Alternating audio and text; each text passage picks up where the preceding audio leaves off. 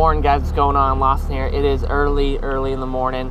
You know, plan for the day, get on a topwater bite at low light, and then once the sun comes up, we're gonna start throwing that live target swim bait, or maybe some different swim baits, just to see what works and see if we can catch some bigger snook on those swim baits.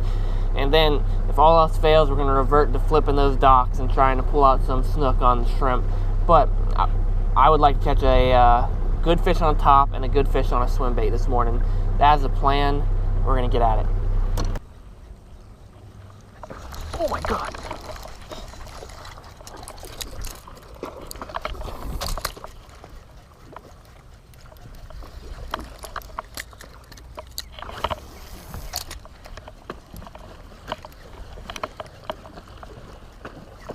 What the heck is happening right now?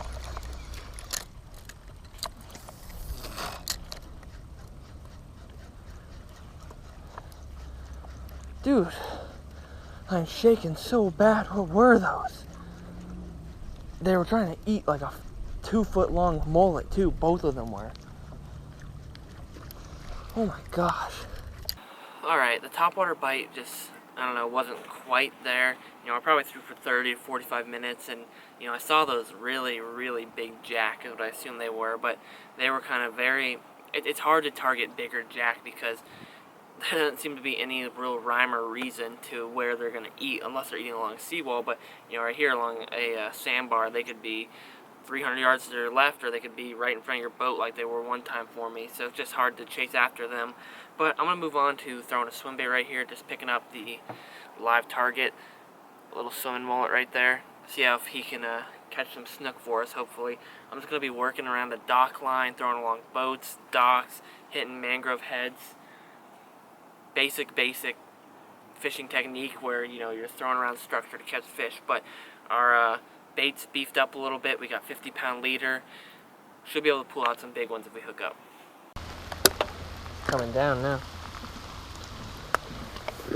Put my camera away.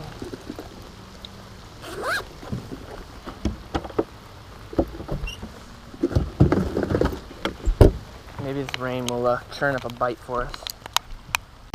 So I just pulled up this little bridge, just kind of check it out, and I already see some mullet getting eaten underneath it.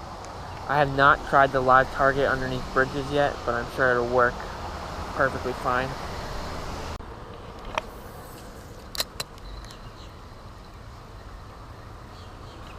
Oh, snook right there. Oh, whoa, get out, get out, get out, get out.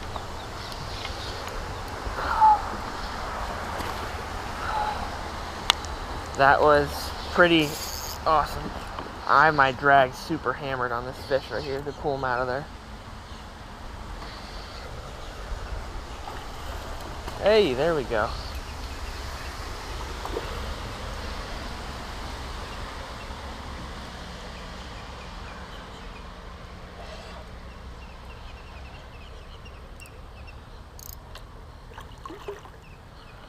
Oh gosh, dude. This is just a strong fish, man. Oh.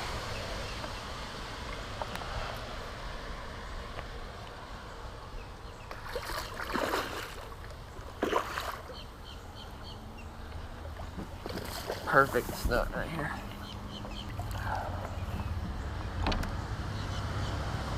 Alright, first fish in the morning right there. Probably a 28-inch snook right there. Maybe just under, somewhere between 26 to 28 would be my guess. That was the first fish in the morning, and that was just perfect. You know, I whipped that little swim bait up against the edge of the bridge piling, and I let it sink, and he came out and hammered it. That is a beautiful, beautiful snook. I'm going to release him, see if we can get a bigger one than this. Ooh. Just going to put his head right into the current.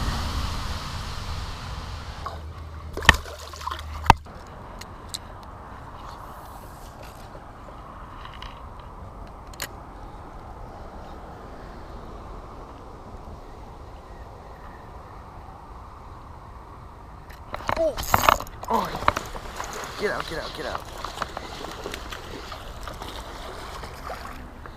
Cool. Fish almost knocked the breath out of me, man.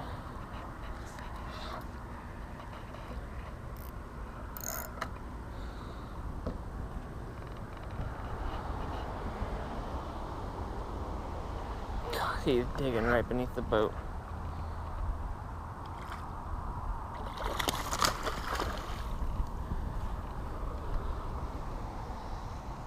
feel like he's about to come unhooked.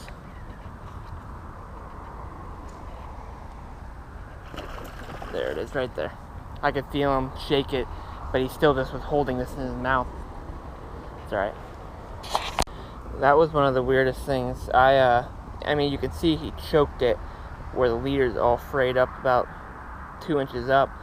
And when he was shaking his head down below, I felt it come unhooked, but he still had this stuck in his mouth where, you know, the point came out, but the lure was still wedged in his mouth. And then finally he just like pretty much opened his mouth and let go of it. That's alright.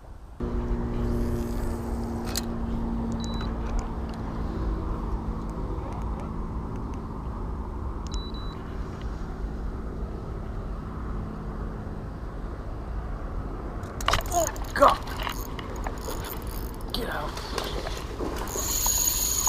Oh, crap. Whew. Alright, let's see what we're dealing with here. It's just a nice snook. I don't know why. He just woke up like nothing else. Oh my God.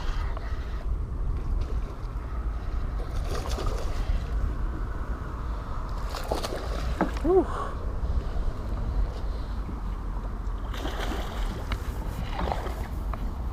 He kind of came right to the boat.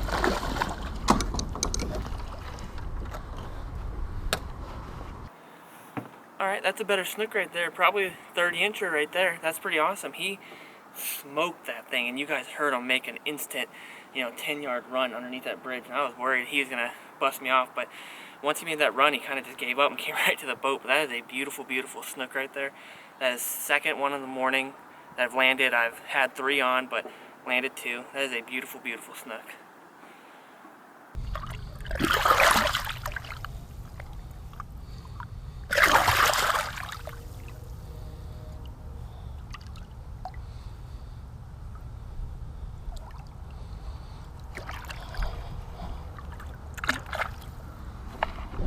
Alright, this morning's taken kind of a strange turn. I really didn't have any intention when I came out to fish on all these bridges, and I just happened to be, like I said, I was going to work a dock line. I was going down the dock line and kind of reached a point where I got to a bridge, and I didn't get any bites along the whole dock line. Then I just came to a bridge. I was like, you know what, I'll just try to throw on it. And the first bridge I pulled up to, probably 3 casts in, I hooked that little, probably 27, 28 snook. And then this bridge right here, then the second bridge I hit, I fished all along it, and then on my last set of pilings, I hooked one that's probably 25, 26 inches, and he came off right next to the boat. And then I floated back down and caught another one that's probably close to 30 inches. And there's a reason I went back down, I fished the whole row of the bridge twice, once this way, once back. And there's a reason for that, even though the lure I was throwing didn't change, the rod, the lure, the line, nothing changed. Everything was exactly the same, the way I retrieved it, all of that.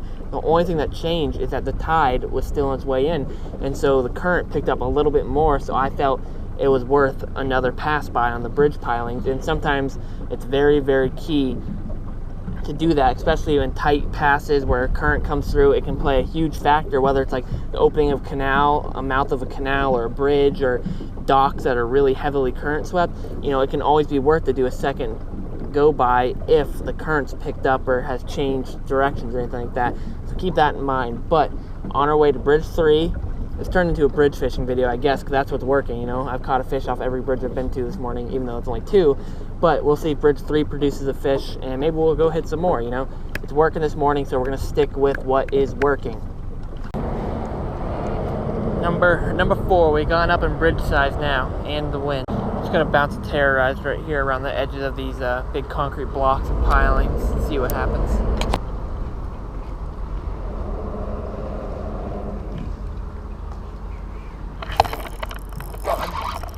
There must be a jack.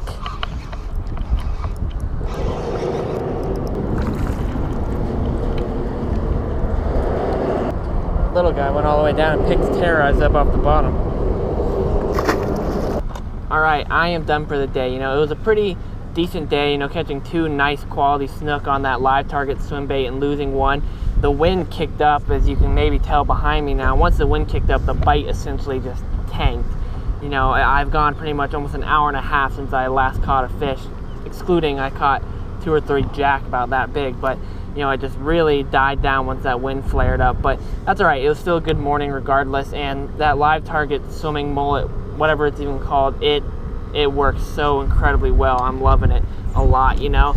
It's really been a great lure for me, and I've been catching a lot of fish on it. The only problem is the durability is just not there on it. It's just not a very durable bait, but it's only $10, which is kind of like right on the fringe of being expensive and not, I don't know, it's hard to say whether it's worth it or not. If you keep catching quality fish on it, then maybe it's going to be worth having that bait in the arsenal. I just want to say thank you guys so much, you know, for helping me reach 10K. It's been honestly so much fun making these videos for you guys, and your support has been unreal. And I just really want to say thank you, and I appreciate you guys for that. But I'm done for the day. Thank you very much. I'll see you guys soon enough.